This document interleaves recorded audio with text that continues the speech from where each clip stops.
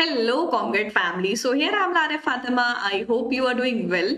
So as you all know, यहाँ पर हम कर रहे हैं थर्ड ईयर बीकॉम सेमेस्टर 6 का अकाउंट्स एंड जो हमारी फर्स्ट सेकंड यूनिट थी वो हम ऑलरेडी कंप्लीट कर चुके हैं। अकाउंटिंग स्टैंडर्ड 14 की थ्योरी एंड न्यूमेरिकल वीडियोस हम कर चुके हैं। ठीक है, अगर आपने वो वीडियोस नहीं देखी हैं देन पहले अपनी फर्स्ट यूनिट कंप्लीट कर लीजिए। एंड आज का टॉपिक है हमारा accounting of transaction of foreign currency. Foreign currency जो अदर कंट्रीज की करेंसी होती है। ठीक है, सो इसमें हम क्या क्या टॉपिक्स पढ़ने वाले हैं वो देख लेते हैं। सबसे पहले है introduction, then need for conversion and translation. क्या जरूरत पड़ती है कन्वर्जन करने की जो फॉरेन करेंसी है या उसको ट्रांसलेट करने की। ठीक है, अकाउंटिंग स्टैंडर्ड जो डेफिनेशन टर्म्स दे रखी है अकाउंटिंग स्टैंडर्ड 11 में, and translation of the transaction कैसे करेंगे, translation of balance at year end. ये सारे टॉपिक्स हम आज की वीडियो में देखने वाले हैं। यहाँ पर आपका बीकॉम का सारा सिलेबस कंप्लीट होगा, आपका एक एक टॉपिक यहाँ पर कंप्लीट होगा एंड बहुत ही डिटेल वीडियो आपको प्रोवाइड होने वाली है। सो सारा सिलेबस यहाँ पर आपका अवेलेबल रहेगा एंड यहाँ पर हम स्टार्ट कर रहे हैं accounting of transaction of foreign currency. ठीक है, सो चलिए स्टार्ट करते हैं इंट्रोडक्शन से एंड देखते हैं कि क्या होती है foreign currency. When a transaction take place between two or more concern which are situated in same region or country, their accounts are finalized in same currency।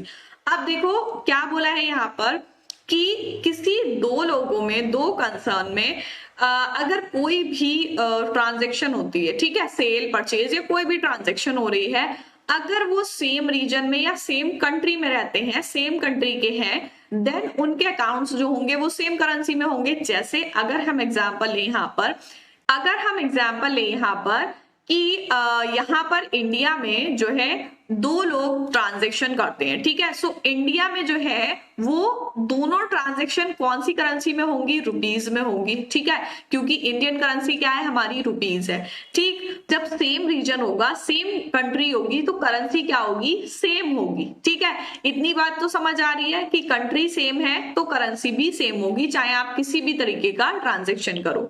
However, when one of these concern are located in another country, अब क्या बोला, जैसे अभी यहाँ पर हम बात कर रहे थे कि A और B जो है ट्रांजैक्शन करते हैं। ठीक है, अगर ये दोनों सेम कंट्री में रहते हैं देन करेंसी सेम होगी।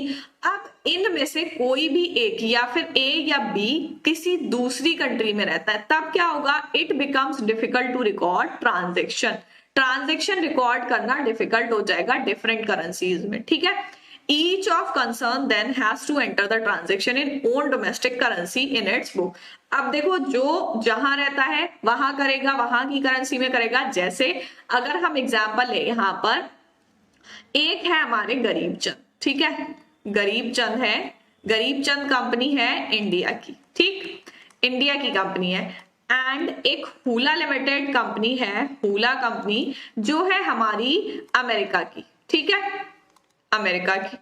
अब देखो दोनों कंपनीज अलग अलग कंट्रीज की हैं, सो इसमें क्या होगा, अगर ये दोनों ट्रांजैक्शन करते हैं, ठीक है, सेल या परचेज करते हैं, तो दोनों कंपनी जो है वो अपनी अपनी बुक्स में अपनी करेंसी में ट्रांजैक्शन को रिकॉर्ड करेंगी। ठीक है, तो वो थोड़ा सा डिफिकल्ट हो जाता है। जैसे गरीब चंद जो है वो अपनी इंडिया में रहते हैं, सो इंडिया की करेंसी क्या है, हमारी रुपीज। ठीक है, सो वो जो ट्रांजैक्शन करेंगे वो रुपीज में करेंगे।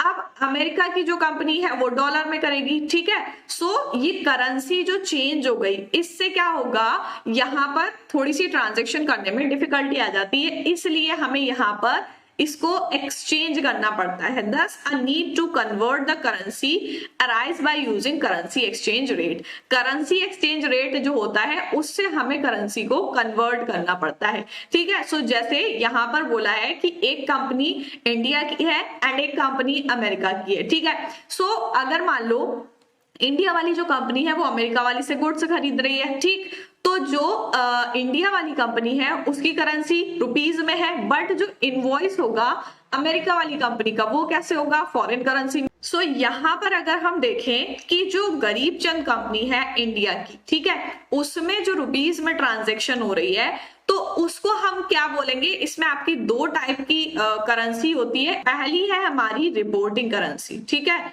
इसको ध्यान से समझ लीजिए, reporting currency and and the second one is foreign currency. ये क्या होगा, फॉरेन करेंसी और रिपोर्टिंग करेंसी क्या है, यहाँ पर अगर हम इंडिया के पॉइंट ऑफ व्यू से यानी कि गरीब चंद के पॉइंट ऑफ व्यू से देखें, जो गरीब चंद कंपनी है उसके पॉइंट ऑफ व्यू से देखेंगे, देन यहाँ पर रिपोर्टिंग करेंसी जो होगी वो रुपीज हो जाएगी, ठीक है, एंड जो फॉरेन करेंसी होगी वो क्या हो जाएगी, डॉलर हो जाएगी, ठीक है। बट अगर हम यही हुला कंपनी के पॉइंट ऑफ व्यू से देखेंगे तो उसकी रिपोर्टिंग करेंसी कौन सी होगी, डॉलर हो जाएगी, एंड जो उसके लिए फॉरेन करेंसी होगी वो कौन सी होगी, रुपीज, ठीक है, उसके लिए फॉरेन करेंसी रुपीज हो जाएगी। तो foreign currency and reporting currency में समझ में आ गया कि रिपोर्टिंग यानी कि जो अपनी खुद से बना रहा है, ठीक, बस इतना समझ लो। फॉरेन जो बाहर वाली कंट्री है उसके लिए वो फॉरेन करेंसी हो जाएगी, ठीक है। सो ये हो जाएगा आपका reporting currency and foreign currency. I hope समझ में आ गया होगा क्या होती है reporting currency and foreign currency. Then next हम देखेंगे need for conversion and transaction. क्या जरूरत होती है करेंसी को कन्वर्ट करने की। अब देखो इतनी डिफिकल्टी होगी ट्रांजैक्शन में तो कन्वर्ट करना पड़ेगा, है ना।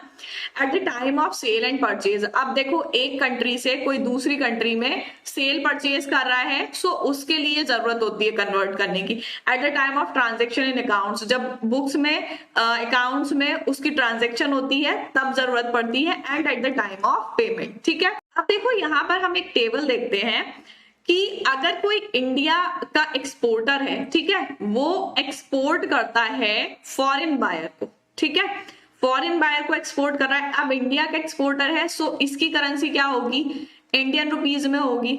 और अगर फॉरेन बायर है तो कोई भी फॉरेन करेंसी जिस भी कंट्री में करेगा वो फॉरेन करेंसी हो जाएगी। अब इन दोनों के बीच में ट्रांजेक्शन करने के लिए यहाँ पर जो एक्सचेंज होता है वो जरूरत पड़ती है कि इस करेंसी से इस करेंसी में एंड इस करेंसी से इस करेंसी में जो एक्सचेंज होगा उसको जरूरत पड़ती है एक्सचेंज करने की, कन्वर्ट करने की करेंसी में, ठीक है। इसी तरीके से जब कोई इंडियन इंपोर्टर है, इंपोर्टर का मतलब कोई फॉरेन सेलर है और उससे हम गुड्स इंपोर्ट कर रहे हैं, ठीक है। सो अब ये जो पेमेंट करेगा वो इंडियन रुपीज में करेगा, बट इनकी जो है वो फॉरेन करेंसी है, सो यहाँ पर एक्सचेंज करने की जरूरत पड़ती है, ठीक है। अब यहाँ पर क्या होगी, करेंसी जो होती है वो कन्वर्ट होती है एंड एक्सचेंज होती है। सो किसके केस में यहाँ पर जरूरत पड़ रही है, या तो सेल हो रही है या परचेज हो रही है, ठीक है। कोई भी हमारा ये मान लो डोमेस्टिक एक्सपोर्टर है या डोमेस्टिक इंपोर्टर है, मतलब हमारी कंट्री जो है इंडिया जो है वो इंपोर्ट कर रही है, एक्सपोर्ट कर रही है फॉरेन से, ठीक है। सो वहां पर हमें एक्सचेंज करने की जरूरत पड़ती है। तो ये हो जाएगा हमारा नीड फॉर कन्वर्जन की किस लिए हमें करेंसी को कन्वर्ट करने की जरूरत पड़ती है। देन नेक्स्ट हम देखेंगे अकाउंटिंग स्टैंडर्ड। अब देखो अकाउंटिंग स्टैंडर्ड 11 जो है उसमें फॉरेन एक्सचेंज ट्रांजैक्शन के बारे में कवर किया गया है for standardization of accounting treatment. जो आपको अकाउंटिंग स्टैंडर्ड 11 गिवन है, अकाउंटिंग स्टैंडर्ड 14 के बारे में हमने पढ़ा है, अमेलगमेशन होता है। अकाउंटिंग स्टैंडर्ड 11 जो है वो फॉरेन ट्रांजैक्शन से रिलेटेड है। सो इसमें फॉरेन ट्रांजैक्शंस के बारे में बताया है। Exchange different arising on settlement of monetary item should be recognized as income or expense in period in which they arise। क्या बोला है कि अगर एक्सचेंज डिफरेंस आता है किसी भी मॉनिटरी टर्म्स में, ठीक है, उसको कैसे रिकॉग्नाइज करेंगे, इनकम में या फिर एक्सपेंस में, ठीक है। जो भी टाइम पीरियड है उस टाइम पीरियड में वो अराइज होगा तो उसको हम इनकम या एक्सपेंस बोलेंगे। देन नेक्स्ट है हमारा डेफिनेशंस ऑफ टर्म्स। कुछ टर्म्स दे रखी हैं जिनकी डेफिनेशन आपको पता होनी चाहिए कि accounting standard 11 accounting of transaction of foreign currency है, उसमें क्या क्या टर्म्स यूज होंगी उसकी डेफिनेशन आपको पता होना जरूरी है। Closing rate is the exchange rate at the balance sheet. Balance sheet में जो हमारा एक्सचेंज रेट होगा उसको कौन से रेट पर करेंगे, क्लोजिंग रेट पर, उसको क्लोजिंग रेट बोलते हैं, ठीक है। एवरेज रेट कौन सा होगा, mean of the exchange rate force during a period. किसी भी टाइम पीरियड के बीच में जो एक्सचेंज रेट मीन होगा वो क्या कहलाएगा, average rate. Then exchange rate क्या होता है, ratio of exchange of currency of two countries. दो कंट्रीज हैं उनका जो रेशियो है करेंसीज, मतलब मान लो एक की रुपीज है एक की डॉलर है, ठीक है। अब दोनों का हमने वैल्यू निकाल ली, उसके बाद उस वैल्यू का जो एक्सचेंज का रेशियो आ रहा है वो एक्सचेंज रेट हो जाएगा। देन है फॉरेन करेंसी। फॉरेन करेंसी अभी हमने देखा क्या होती है, other than reporting currency. And reporting currency क्या होगी, प्रेजेंटिंग फाइनेंशियल स्टेटमेंट। मतलब कोई भी कंपनी है वो उसके लिए वो कंपनी वो करेंसी डोमेस्टिक करेंसी जो होगी वो रिपोर्टिंग करेंसी होगी, और जिससे फॉरेन कंट्री में वो सेल या परचेज या कोई भी ट्रांजेक्शन कर रहा है उसकी करेंसी उसके लिए फॉरेन करेंसी होगी। बहुत ही सिंपल सी चीज है, समझ आ गई। देन नेक्स्ट पॉइंट हम देखेंगे translation of the transaction. Translation कैसे होता है ट्रांजेक्शन्स का। फर्स्ट पॉइंट है हमारा इनिशियल रिकॉग्निशन। इनिशियल रिकॉग्निशन का मतलब ये है कि स्टार्टिंग में जो रिकॉग्निशन होता है, import are on immediate payment basis. Import जो होते हैं वो इमीडिएट पेमेंट बेसिस पर होते हैं। इम्पोर्ट एक्सपोर्ट पता है ना क्या होता है। इम्पोर्ट अगर हम किसी दूसरी कंट्री से अपनी कंट्री में सामान मंगाते हैं, एंड एक्सपोर्ट क्या होता है, अपनी कंट्री से किसी दूसरी कंट्री में सामान बेच रहे हैं, ठीक है। सो इंपोर्ट जो होगा वो इमीडिएट पेमेंट बेसिस पर होता है। The concern Indian company will purchase US dollar from an Indian bank and make such payment in dollar to the concern of foreign company in USA. अब देखो यहाँ पर क्या बोला है, इनिशियल रिकॉग्निशन में क्या बताया गया है कि जो इंडियन कंपनीज है वो क्या करती हैं, इंडियन बैंक से यूएस डॉलर खरीद लेती है, परचेज कर लेती है। अब उन यूएस डॉलर को परचेज करने के बाद वो क्या करती हैं कि यूएस की जो कंपनी है, जो फॉरेन कंपनीज हैं, तो उसमें अगर वो कोई चीज खरीदती है देन उसका पेमेंट वो उन डॉलर से करती है, ठीक है। The dollar will B purchase at the prevailing rate. Dollars किस पे परचेज होते हैं, प्रिवेलिंग रेट पर होते हैं। And translation is done into rupees at that time. But उस टाइम पे जो ट्रांसलेशन होता है वो किस में कर दिया जाता है, रुपीज में कर दिया जाता है, रुपीज और डॉलर में, ठीक है। सो यहाँ पर American company and Indian company की बात हो रही है। सो इंडियन कंपनी करेंसी जो होगी वो रुपीज हो जाएगी, यूएस यानी कि जो यूएस करेंसी होगी वो डॉलर हो जाएगी। तो इनिशियल रिकॉग्निशन में हमें ये बताया गया कि इंडियन कंपनीज जो होती हैं वो क्या करती हैं, यूएस डॉलर परचेज कर लेती है एंड देन यूएस कंपनी में उसका पेमेंट करती है बाद में। रिकॉग्निशन इन स्टेजेस। अब स्टेजेस में क्या है, जब इंपोर्ट होते हैं गुड्स क्रेडिट बेसिस पर। क्रेडिट बेसिस मतलब कि उधार ले लिया, एट द इमीडिएटली पेमेंट नहीं की। इमीडिएट पेमेंट का मतलब यहां पर आपको समझ आ रहा है ना कि मान लो अगर 31 जैन को कोई गुड्स खरीदे, ठीक है, तो उसी टाइम 31 जैन को ही उसकी पेमेंट कर दी, उसको हम बोलेंगे इमीडिएट पेमेंट। अब क्रेडिट पे क्या मतलब कि 31 जैन को गुड्स खरीदे, उसने बोला मैं 1 मंथ बाद जो है इसका पेमेंट करूंगा, ठीक है, तो उस टाइम पे वो क्रेडिट बेसिस पर परचेज हुए, इंपोर्ट हुए, ठीक। अब the translation will be done at different stages. अब जो ट्रांसलेशन होगी वो अलग अलग स्टेज पे होगी। पहली कौन सी होगी, on the date of purchase the import will recorded. Import जिस दिन रिकॉर्ड हुआ, जैसे यहाँ पर हम 31 जैन ले रहे हैं, सो 31 जैन को यहाँ पर अगर इम्पोर्ट रिकॉर्ड होगा देन फर्स्ट हो जाएगा हमारा इम्पोर्ट वाली डेट। एंड सेकंड में बोला है if the payment is outstanding creditor will be recorded as on balance sheet date.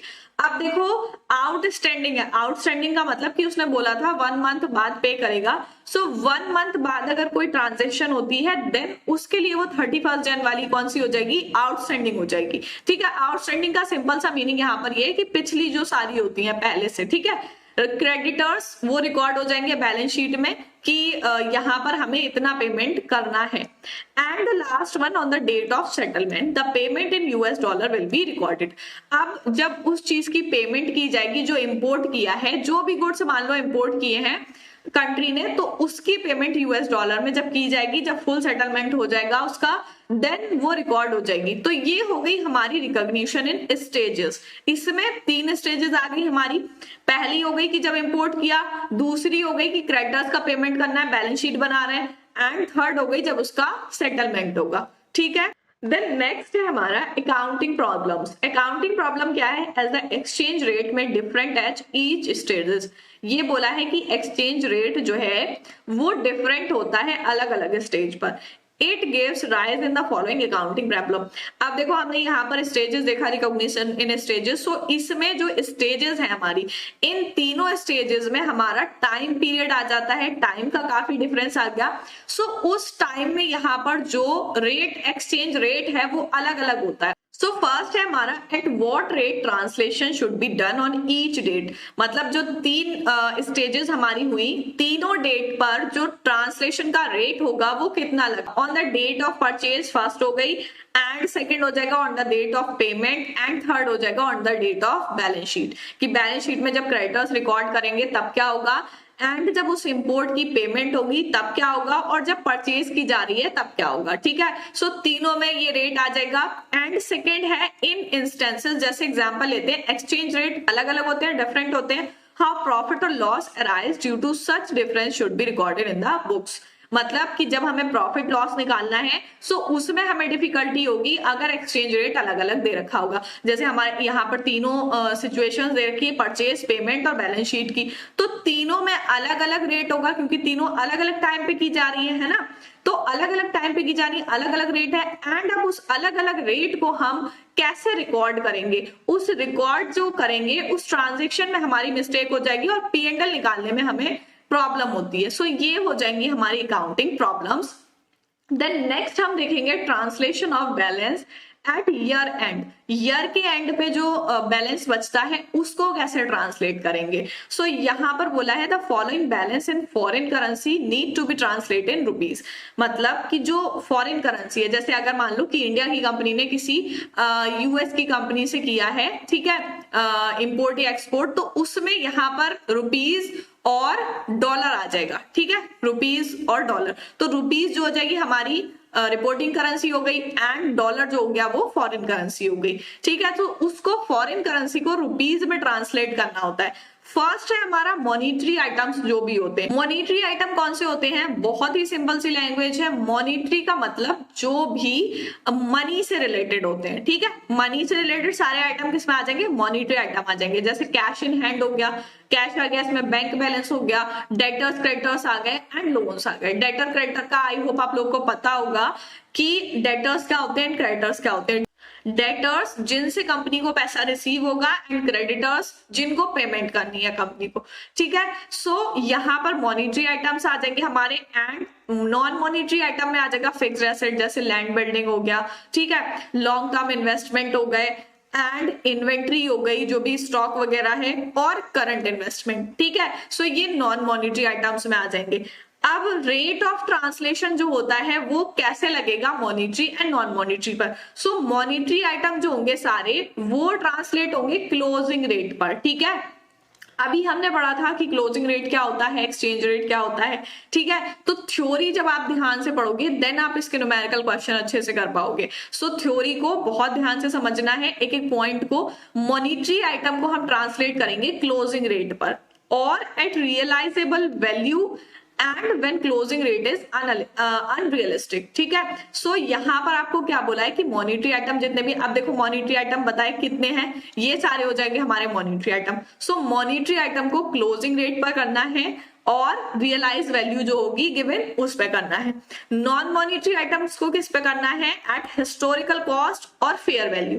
Fair value जो गिवन होगी और हिस्टोरिकल कॉस्ट जो दे रखी होगी उस पे हम नॉन मॉनिटरी करेंगे। आई होप समझ में आ गया होगा मॉनिटरी नॉन मॉनिटरी का। देन नेक्स्ट हम देखेंगे कुछ MCQ question. So here is our MCQ questions. अगर आपने लेक्चर को ध्यान से पढ़ा है और एक एक चीज देखी है ठीक से, देन आपको इजीली समझ में आ जाएगा आंसर इसका। एवरेज रेट क्या होता है, इसमें आपको 4 ऑप्शंस गिवन है, जो आपको करेक्ट लग रहा है उसको टिक करना है। Then currency other than the reporting currency of an enterprise. Reporting currency के अलावा जो करेंसी होती है उसको हम कौन सी करेंसी बोलते हैं। Money hand and asset liabilities to be received और पेड इन फिक्स्ड और determinable amount of money. So इसमें बताना है आपको and currency used in presenting financial statement. Cash and bank balance translate on year end, कौन से rate पर होते हैं कैश और बैंक बैलेंसेस। पहले तो ये पता होना चाहिए कैश एंड बैंक बैलेंस किस में आते हैं, मॉनिटरी में आते हैं, नॉन मॉनिटरी में आते हैं, फिर उसके बाद रेट बताना है आपको। सो आई होप आप लोग कर लोगे अच्छे से, है ना। एमसीक्यू है, आप इसको खुद से सॉल्व करके देखना। नेक्स्ट वीडियो में मैं आपको इसके सॉल्यूशंस बताने वाली हूँ, ठीक है। सो आज हमने क्या पढ़ा, आज की वीडियो थी हमारी फॉरेन करेंसी से रिलेटेड, एंड इसमें हमने introduction, need for conversion and accounting standard और कुछ डेफिनेशन टर्म्स पढ़ी हैं। एंड ट्रांसलेट कैसे करते हैं ट्रांजेक्शन्स को।